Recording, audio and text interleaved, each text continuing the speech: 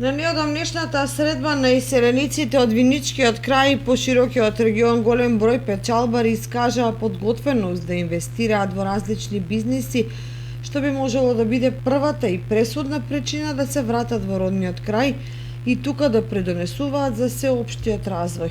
На тој начин би ја продолжиле тенденцијата и отворањето фирми и индустријски капацитети, од кои голем дел и извозно ориентирани.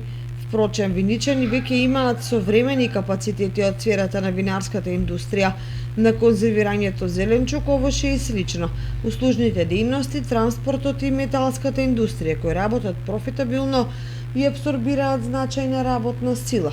Таквиот тренд им оди во прилог и на општината и на градоначалникот Миле Петков, кој вели дека интересот е се поголем и дека локалната власт настојува да им излезе во пресрет на нашинците. Во разговорите со нашите селеници, ние имавме прилика да бидеме да ги посетиме претходниот месец во Италија и да поразговараме. Да, има интерес од нашите сонаrodници својот заработен капитал да го инвестираат во нашата општина. Ние како општина стоиме на располагање и ги нудиме сите расположливи капацитети за инвестиции.